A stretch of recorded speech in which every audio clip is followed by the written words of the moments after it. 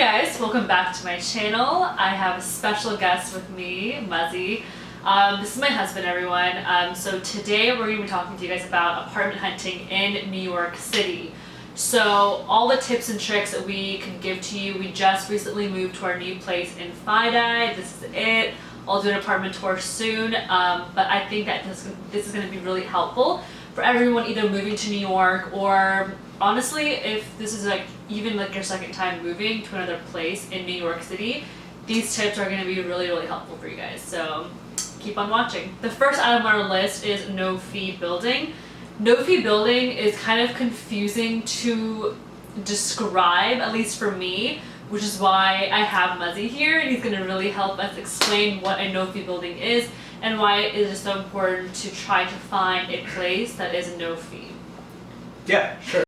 So yeah, the fee is just paying for a service. Those people who own buildings and they want to rent them out, how do you have people rent out your units? So you can advertise it certainly, or you can hire people or have it listed. And so then agents, what they do is they help people find the apartments that would work best for them, and you're essentially paying for their service. It's based on whether or not the unit, if the person who owns the unit, it's like if they list it and they have and if they're willing to have brokers pass the fee on through the brokers, then that unit will have a listing fee. But then some units are going to be posted by owner, or they might have some other arrangement where it's no fee. So the one that we're in here, the building itself had a relationship with the realtor, and so the building actually would pay the realtor her fee, and so we didn't have to. So basically it's no fee building is we're not paying the broker fee. Yeah. That's what it is. Usually for New Yorkers, and when you're moving to a New York apartment, you have to pay the broker fee, and that's on top of your security deposit, on top of your first month's rent. So it's extra stuff that you have to pay because you're basically hiring this person to help you find apartments. But when a building advertises a no fee a building, that means that you don't. Oh my god. What? There's a cockroach right underneath you. Hey, relax. Hold on. Jeez Louise. You okay? You were just standing there. Well, you said it was underneath me. Can I kill it with this? No! Oh my god, just kill it, just kill it, just kill it.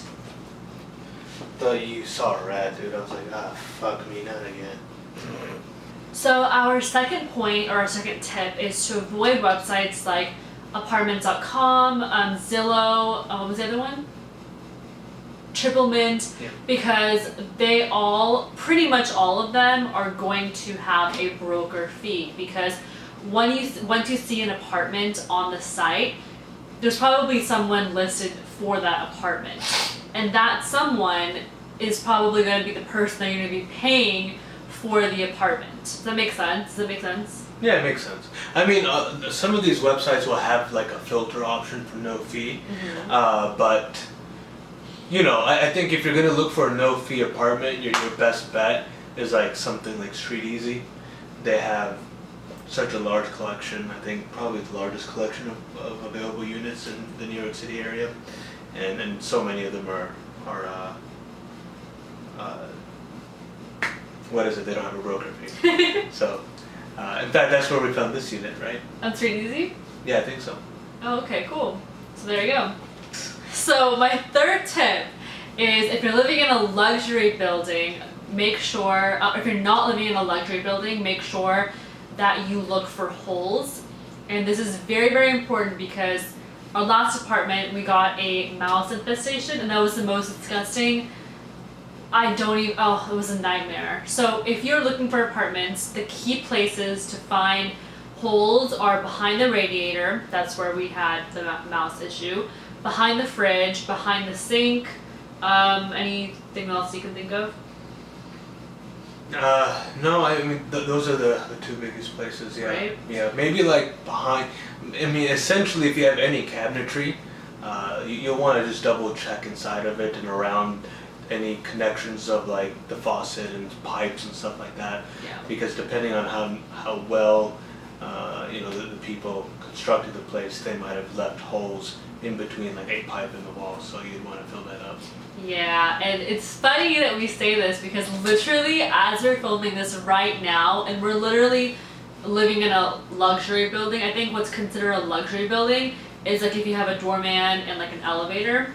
And I thought we would have no issue because we're on the 22nd floor, but we just found a cockroach come out of I don't know what. I think it was behind the refrigerator, so that's gonna be difficult. Like we would need to go behind it and verify.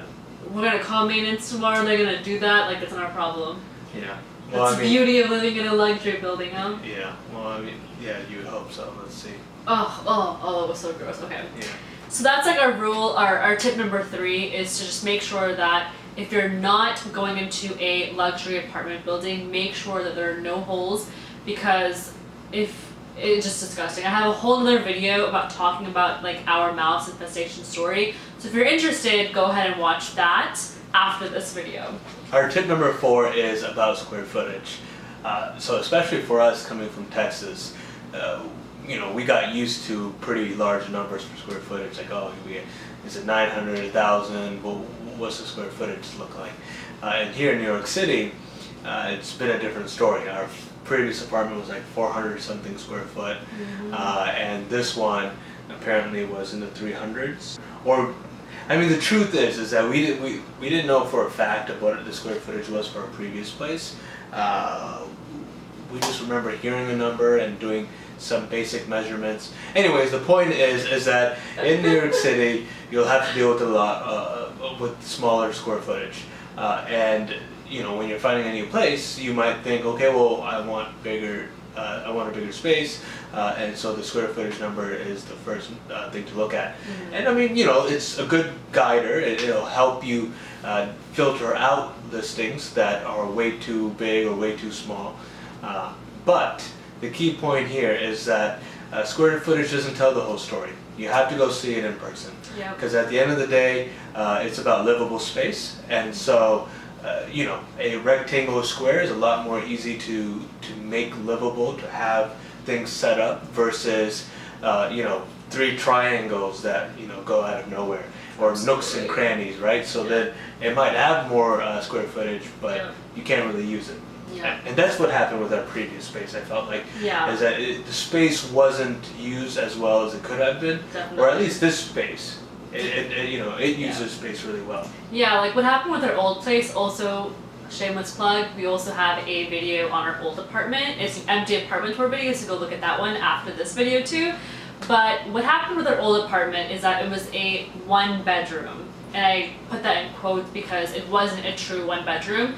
We had a queen-size bed in there, and it barely fit. Like we had a little sliver of space to like walk to use the restroom, and that was considered a 1-bedroom.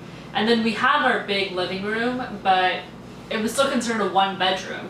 This place is considered a studio, and we're literally filming in our kitchen. The kitchen is a really big, decent amount, and then like all of our space over there is our living/sleeping space, and we actually love this space so much more than our previous space, even though we're in a studio technically, but it just feels a lot more bigger and more spacious. Same thing as bigger, but you guys get the point. So just don't like get so focused on square footage. Do not have like tunnel vision and say, I need to have this square footage, or like nothing less, nothing more, because trust me, there are so many options out there.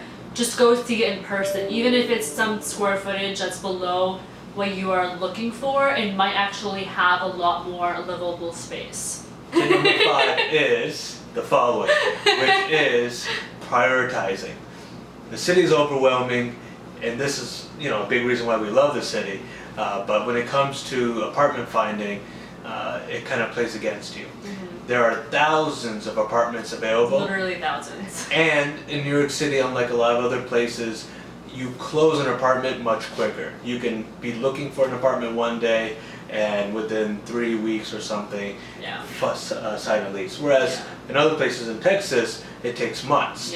And so because of that, you really need to have your pulse on what you want. Otherwise, it's going to be very difficult. Right, apartments are just gonna like Yeah. fly before your eyes. Yeah, you want to be able to like know that once you see an apartment you like, that you can say yes to it. Yep. Otherwise, next thing you know, maybe it gets picked up, and then now you're trying to find a needle in the haystack once Yeah. again. So how do you help yourself with that?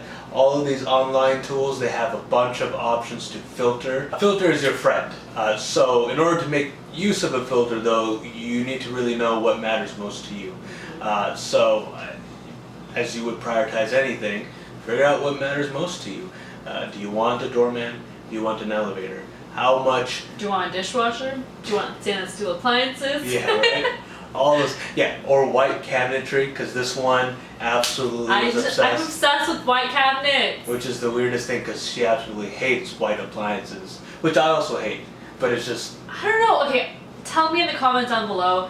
White appliances just feel like cheap to me, and like it's so like if they're white. if they're white appliances. It's usually they just don't look good in kitchens. Yeah. Like, and okay, fine. Like I have white cabinets, and I'm not like a snob. Like if there's an apartment that has like I don't know like wooden like typical wooden cabinets, like fine.